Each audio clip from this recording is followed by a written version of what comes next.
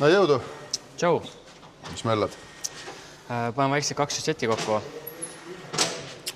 Selline ilus puhas on nüüd juba. No, see on see Maikeli oma. See Maikeli oma, jah. Harjutuspäevad vist juba tulemas. Jaa, tegelikult juba see laupäev on juba esimesed siuksed. See vist ei lähe sinna. See paari päeva pärast. Vist ei lähe, jah. Aga noh, võistlus on natuke hiljem, et võistlus oli 1. mai äkki või? Ma ei tea, jah, mida see Maikel üldse sõidab, et see ei ole veel kindel. Jah, no see on ka jah teine. Aga mis sa mootoriga tegid? Me vaatasime eelmine üle, mis häda oli ja nüüd läksid uued kolmid ka. Ja siin on läinud tegelikult rohkem aega, kui nagu tavaliselt läheb, sest siin kuidagi neid üllatusi ja asju tuli igalt poolt ja siuksed hädad ei võtsid jälle lahti midagi ja siis jälle nägid, et olid need üllatused rohkem seotud sellega, et midagi katki läinud või oli midagi valesti tehtud? Oli tehtud natuke teistmoodi, kui mina teeksin. Diplomaatiliselt öelda. Et lihtsalt, noh, mina ehitan jah, nagu natuke teistmoodi ja et mis siin saigi, et siin saigi saale vahesid sai muudetud. Õli lõtku. Jah, et oleks rohkem ruumi. Siis õlitussüsteemi natuke sai muudetud, et oleks rohkem rõhku. See õlituse poolest võib-olla on kõik. Kõige tähtsam on komplekteerida eeskujulikult lõtkud, asjad, kõik dokumenteerida. Vaadata, kas kõik on võrdne, pluss veel see, et kõik saaks õige Newtoniga kinni vaata. Ma vaatan, sul on selline sul on komme, et sa märgid ära, mis on see kinni keeratud, et ei oleks selline väikse õlle ja suitsu kõrvale tehtud piupau ja siis on pärast ei tea, kes. See on jah siuke nagu OCD või siukene, et keerad midagi kinni, siis märgid ära ja siis pärastad veel pildi, sest kui sa kokku paned, siis vahest öösel ärkad ka üles. Kas see keps sai kinni või? Võtad pildid välja, vaatad, märgitud. Okei, võib edasi magada. No eks ta nii on, aga praegu meil on kõige tähtsam on see, et kõik mootorid praegu, mis on siit nurgast tuld, on võistluse lõpetanud, on mitmeid hooaega sõitnud ja kõik on koos püsinud, et see on nagu kõige olulisem asi. Ju sa teed midagi õigesti. No lihtsalt asi ongi see, et ma võib-olla vahepeal kulutangi 2 korda rohkem aega kui keegi teine võib-olla selle just nende mõõtmiste peale, et põhiline aeg ongi kõigepealt ära puhastada kõik see sodi, mis siin on ja siis hakata mõõtma järjest asju. Seda muidugi, ma vaatangi praegust, et kaan on ka selja taga vist juba koos. Jaa, sest ma just tahtsingi, et mõõtmise eksimused tulevad ka vahest nagu sisse, et mõõdad kellaga ära, saad need vahed, paned kirja ja siis proovida näiteks plastikeitsiga ka ees vaatad, kuidagi täitsa teine vahe, nagu midagi nagu ole, siis mõõdad uuesti üle, et kuni saad nagu mõlemad nii-öelda klappima, et vahest on niisugune. Üllatus. Et jah, mõõtmise eksimusi tuleb ka lihtsalt. Une aeg on ka oluline. Pärast ei saa magada muidu.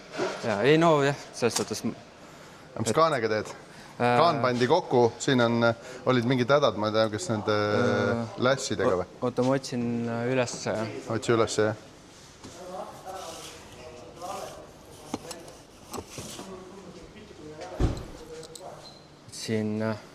Siin olid sellised pocketid, siia sisse käib siis seib, reguleeriseib nii-öelda. Mida lihvitakse reeglina või siis vahetatakse. Ja nüüd sellel juhtus selline asi. See seib läks pooleks. Et see oleks teinud suure pahanduse. Ja see on jälle üks koht, mis nagu nii-öelda Reiljalin siis jälle vedas. Et põhimõtteliselt kaanemees üritas seda lihvima hakata ja läks kohe pooleks. Et see põhimõtteliselt oleks läinud, tal arvatavasti see hooaeg pooleks. Nii, ja mis on nüüd teistmoodi? Nüüd me tegime asju õigesti. Eriti veel driftiautod, mis sõidavad piires, vaata, pläristavad pikalt ja antiläägid ja asjadega, siis tegelikult on mõttekas tellida kohe mõõdu järgi. Jah, siin on, nüüd on põhimõtteliselt niimoodi, et väljalasku omad, need on Tiltsi kattega ka veel. Ja need on nüüd ühest tükist. Neil ei saa midagi sealt vahelt ära lennata või midagi katki minna. Et on niisugune robustne tükk. Ja nüüd on tehtud niimoodi, et need on kõik ühes mõõdus, aga klapivart on siis natukene lihvitud. Klapivarre pikkusega, see on meie vana trääginipp ka, et me klapi pikkusega tegelikult ajasime vahet paika, siis ei ole sul mingit ohtu, et 10 000 pöördega midagi ära lendab. Ja siis on põhimõtteliselt, sa võid need omavahel tõsta ringi ka, et klapi vahe jääb ikka samaks. Sest need on paigas. jah. Aga sisselase? Sisselaske jaoks ei jätkunud Tealsi pocketeid, sest noh, need pocketid me saime tegelikult üldsegi Piiroja käest, mis tal üle jäid tema mootorist. Ja siiapoole läksid siis originaalid ja need on mingisuguse... Ei ole seibidega, need ei ole? Need on ka ühest tükist samamoodi. Ja need on mingid Toyota originaalid. Et põhimõtteliselt kõik Toyota mootorid, millel on need pocketid, sobivad üks ühele. No Toyota ongi, vaata, teeb stabik otsa valmis, siis 20 aastat on samasugune. Põhimõtteliselt küll, jah. Ja see gaas käis samamoodi sama mehe juures, mis käis Piiroja mootori gaas, siis sinna on alati näha, et see kaanemees võtab kõik teravad nurgad maha, freesib ära, siis puhastab kaane ära, võtab kõik Punnid ära, jah, puhastab õlikanalid ära ja siis teeb keermed ja paneb nagu nii-öelda pimedad ette. Sest originaalis peaksid olema kuulid minu arust. Et väga korralikult teeb ja mis mulle veel meeldib, kus osad kaanemehed nagu tahavad natuke jonnida, kui ütled, et laske siis... See pind puhtaks. Sisse laske. No kõigil ei ole võimekust lihtsalt, mehaanilist võimekust. Kuna siin on need äärad on kõrgemad, siis sa peadki kuidagi siit äärest laskma nii-öelda. Aga tema on suutnud alati nii-öelda sisselaske ja väljalaske tihendi pinnad ka siledaks lasta. Mis kaane tihend läheb? Kaane tihend, me ei saa originaali panna, siis siin on ülemõõdus kolvid ja... Jah, no okei, see ava on natuke suurem, on ju. Jah, aga... Mis toode see on? Ta oli Ate või? Mis seal kirjas on? MLS-i Ateena. Ateena, jah. No siin... Et tal, kui ma lahti võtsin, siis sellel oli... MLS on multilaier on ju, aga lihtsalt, et mulle meeldiks see, et siin on ju, ütleme siis 2 kihi vahel on... Ja oleks veel... On rant on ju, ja siin on olemas. Jah, siin on olemas ilusti. Et no selles suhtes see Ateena ei ole üldse mingi odav tihend. Aga mis tal oli siin, oli Victor Reinsi 30-eurine tihend oli siin vahel. Ja see on nagu ime, et see pidas vastu. Eriti kui tal on veel antilääk ka, mis see vanakoolikas, mis poogutab. Väljalaske klapid, kõik lekkisid. No aga see ongi see antiläägi tulemus. Jah, seal see... Temperatuuri siin ei kontrollita, siin ju EGT andurit midagi pole. Siin kõik, mis tuleb, see tuleb, jah? No jah, need olid ikka päris halvad. Aga kaanemees tegi need pesad korda. Ja oligi see, et mis mulle nagu ei meeldinud, olid siis sellel nuka ja klapi siis, või selle pocketi clearance'id olid liiga väiksed. Aga see tuleb ka sellest, kui klapp ära peksab ennast, vaata. Ta tuleb üles, siis vahed lähevad väikseks. Jah, see on ka. Aga nagu ma aru sain, siis vist küsiti eelmise venna käest, mis vahet ta tegi ja siis ta tegigi miski pärast väiksemad vahed, kui selle nukatootja siis ütleb, mis vahed peaksid olema. Ja nüüd on sellised vahed, mis peaksid olema. Sest noh, väljalaske need vahed olid liiga väiksed ja arvatavasti, kui see soojaga paisub, siis see võib väikse tirvakile jääda klapp. No jah, nüüd siis järgmine samm, alt kokku, gaas peale. Jah. Mis see on? See oli ennem ka või? See oli õnneks ennem ka, jah. Sest et kuivkarterit tal pole? Jaa. Et jah, siin oli õlipumbaga oli ka see häda, et kuna siin oli tehtud lainboor ja pillet pakub pandud, siis Vända tunnel ei olnud vist enam nii sentris. Okei, pump ei olnud sentris enam. Ja siis pumba üks äär oli käinud korpusesse. Ja sealt arvatavasti tulid ka need laastud, mis on läbi siis selle saale käinud, mis me ennem näitasime, et olid jutid. Ja üks tift oli ära võetud. Et muidu ei saanud ilmselt otsa seda pumpa. Vist jah, aga nüüd ma lihvisin ja tegin korda selle. Et on niisugune sinine määre või põhimõtteliselt värv. Et ta tekitab hästi õhukese sinise kihi ja siis paned kuivalt kokku, teed ühe tiiru, võtad lahti ja vaatad, kust tal selle värvi maha võtta, siis on näha, et ühest äärast oli see värvi mahavõtt ja siis sai 1000 liivapaberiga sealt natukene lihvitud. Ruumi juurde tehtud, jah, et enam ta seda värvi maha ei võtnud. Et niimoodi võivad need pumbad kinni joosta. Et sukast asja tuleb ka jälgida.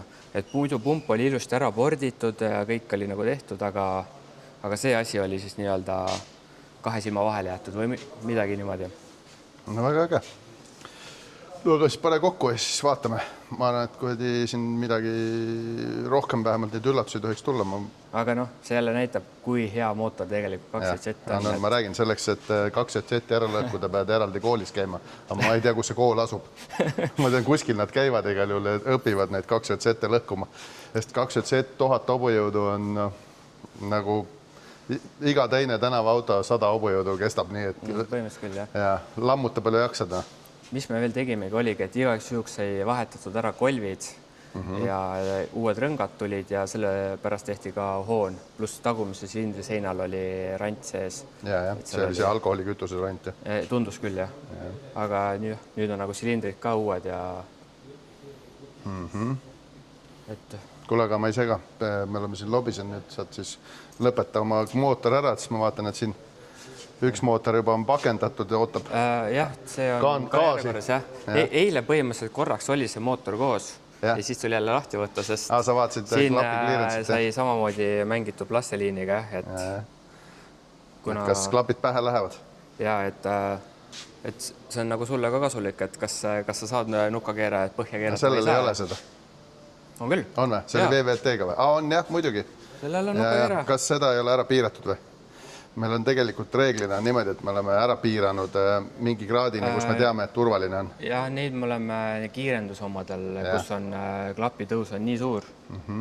Sellel on natuke klapitõusu rohkem kui Karelil. Aga jah, sellepärast ma ka tahtsin veel kontrollida, et...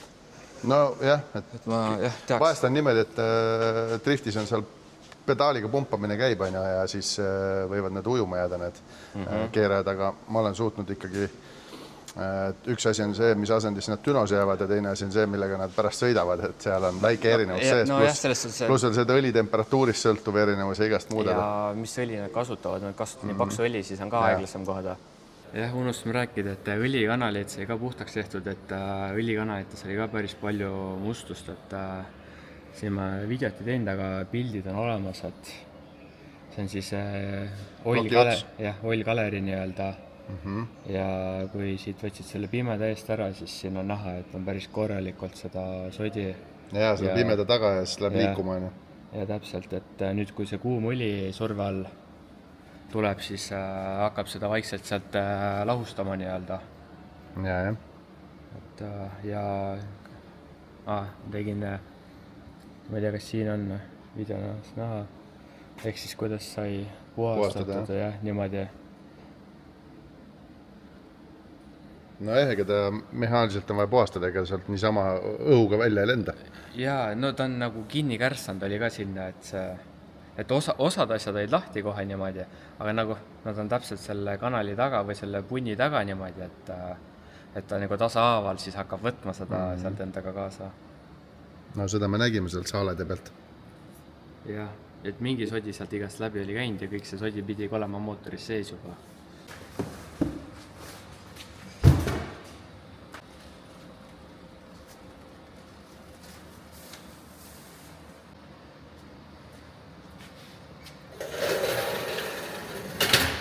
Enne vaata ära küünata peale pane, et laseb heli üles. Kas ma rääkisin sisse sõitu või? Jaa.